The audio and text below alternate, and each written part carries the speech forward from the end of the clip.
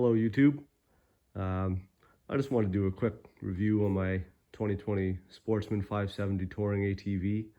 I just wanted to do a quick ownership review for anybody who might be looking for a new ATV to purchase and not sure what to get. So this machine here, I just want to do a quick walk around and show you what it's all about. I've had this machine for about 2 years now. Got a little over 4,300 kilometers on it. We are here in Canada, so it is kilometers. This machine has been great to me. I haven't had any mechanical troubles with it whatsoever. Through all those miles, haven't even had a flat tire. So it's been awesome. Now I do treat it very well. I am fairly easy on it, so I'm not exactly gonna beat it through the woods like some people and destroy it, but I haven't had any issues nonetheless. Some of the things I've added to this machine to make it my own is the front bumper in the front. I've added a rear bumper on the back. I get the Polaris handguards and rear view mirrors here, side mirrors I guess, and this bag behind the touring seat, which is also from Polaris. That bag is specific for this touring model with the 2-up seat. So if you're looking at getting a regular model, you have a lot more options because your rack would be quite a bit bigger. You could fit a buddy seat like over here in my father's Honda. I think you can fit the buddy seat around the touring seat, but then it's just not quite as comfortable where your arms have to be up higher versus the touring model here. It does give you these hand grips for the passenger to sit and hold, which comes in handy. It's quite comfortable actually. Me and my wife use this bike all the time together. I hardly ever drive it on my own really. It's mostly with the two of us and other family members. We tend to go out in groups a lot. So yeah, this machine has been excellent to me. I just recently, in the last couple hundred kilometers, put these aftermarket tires on the machine. I had the factory ones on there for the first 4,000 or so kilometers, and I never had any issues with them whatsoever. So if anybody's wondering about the factory tires that come on these bikes, they are very good. They're not the best in the mud, but for overall trail riding, I mean, I can't complain at all. I didn't have any flats or, punctures or anything like that.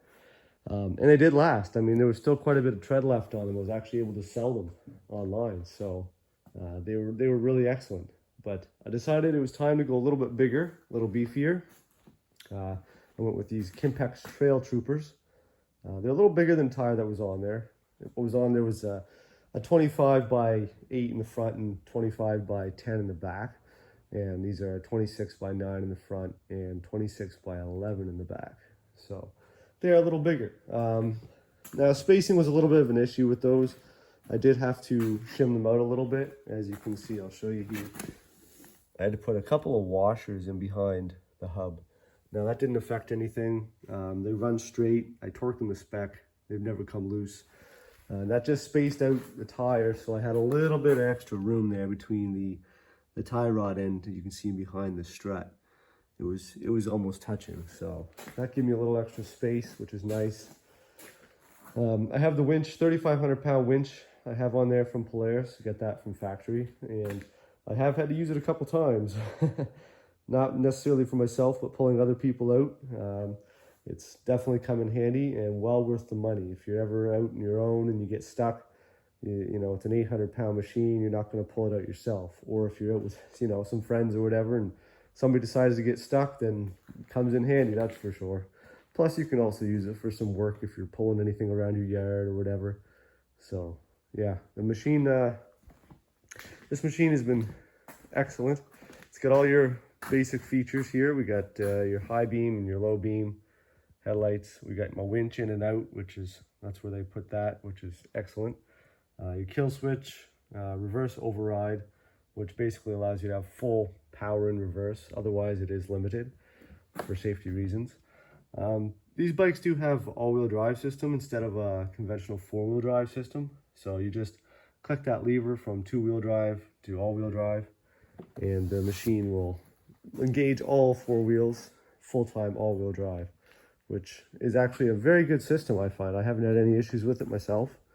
Now I do all the regular maintenance, you know, changing the diff fluid and that. So I'm not gonna generally have the trouble if I didn't change all the fluids. So that's very important. Same with the belt. I've always checked on the belt. Change my air filter regularly. Just follow the book, basically, your service manual, right? As long as you follow that, you shouldn't really have any troubles. One thing I did notice when I first got it, the machine was a little bit squeaky, going over the bumps, me and the wife noticed. But they didn't have a whole lot of grease in the control arms up front here and in the back. There are some grease fittings. You can see there's one right there on the main control arm. There's a couple there. There's a couple in the drive shaft and in the rear control arms. There's a couple fittings. You got a couple up top. There's one on the outside and the inside, and then one down the bottom as well. So you want to make sure those are well greased anytime you're using your machine, because those bushings, I think they're just a nylon bushing. They will wear out, and you don't want to have to replace anything prematurely. So you can also see my bike looks quite greasy. I do spray it with some lube. We are here in Canada, and if I do have to do any road running in the winter, there is salt in the roads. So it's nice to make sure that machine is, you know, protected and not going to corrode. Unfortunately, the environment I live in, it will corrode. So you do have to be cautious of that. So one more thing I did do to this machine is I added the 2-inch lift kit to it. It came with about 11 inches ground clearance. Now it has about 13. The reason for that was when me and the wife were both on it, going down some of the rougher trails, we did tend to bottom out a little bit. These bikes do come with a fairly soft suspension, and they do tend to squat. If you ever see two people going, like two adults on a single seat one, it tends to squat quite hard. So the touring definitely gives you a little bit more stability that way, but it's still, the back end would squat down a little bit, and we did find we'd bottom out a little bit every once in a while. So it was nice to have the lift kit. It was pretty simple. Basically, I bought it on Amazon. It was like $60. Just gives you brackets that go under the front shocks, or under the rear shocks, I should say. Down at the bottom there, there's a spacer bracket, and on the front, it was, you can see here, it was just basically a lifting block right up there, that black block, right up there. So basically, took it apart, added the blocks and the brackets, and lifted it up a couple inches. It was pretty straightforward. I did have to take all the plastic off the front to do the front properly, but it was worth it. I mean, for $60, can't complain. I didn't have any drivability issues with that. Didn't change any of the handling that I noticed so much. The tires actually changed the performance more than anything else. It slowed it down a little bit just because they're a little bigger, take more horsepower to turn them. But other than that, I mean, rides the way it does. I'm not real hard on it. I'm not going super fast. So for me, I'd rather just crawl along, go through some intricate trails, you know, enjoy the scenery, that kind of thing. So, but overall, this machine has been excellent. We got lots of cool features. When it comes to your display here, there's across there. You can click your mode buttons here and change your center display, what you want. And there is a way you can change the top one as well, from kilometers to whatever you want. So 4,300 kilometers on it there. You can change the backlight to red or blue, change the brightness of it. It is nice, it has a clock. Has your gear selector, here's your 4-wheel drive, and your fuel gauge as well. So lots of features. You got your lights on the side, you know, engine light, all that kind of stuff, different modes. So lots of features on there, which is really nice. Polaris did a really good job with that I found anyway. Another thing I like about this machine is the size of the fuel tank. It's got, I think it's a 24-liter fuel tank. So with some of my driving, if I'm doing pretty easygoing driving, and that's with the two of us on it, I can normally get around 200-kilometer range. So that'd be like 120 miles, I guess you'd say, which is really good. My father's got a Honda, and he's only got a 14-liter tank, I think. So you can tell right there his mileage is almost cut in two. So, you know, it's pretty good for mileage-wise. You can get quite a bit of distance out of it. That way I don't have to carry a jerry can around with me. We can go on some pretty good trips. But Yeah, I gotta say, overall, this bike has been great. If you're looking for a machine to start out, a mid-sized machine, it is a 570, so it's not gonna go crazy fast. It's got lots of get up and go. I believe it's 44 horsepower, which is comparable to other machines in that same size market. And price point, it is excellent, actually. Looking around at a machine of this size, the Polaris, I think, was the cheapest, if not the second cheapest. Like compared to Can-Am, it was cheaper. Definitely cheaper than Honda and some of the others. The other thing is, it is a touring, like a 2-up model, which is only available through Polaris, Can-Am, and CF Moto as of right now, I do believe. I don't think any other manufacturers are making them with the 2-up model. So if you want to take somebody with you, I know some places are pretty picky on whether you can take somebody on like a buddy seat, like on the Honda over there. If it's just a single person ATV, they might crack down on you. So you're legally got a 2-up seat, so you can legally take 2 people, and very comfortably, I might add, which is nice.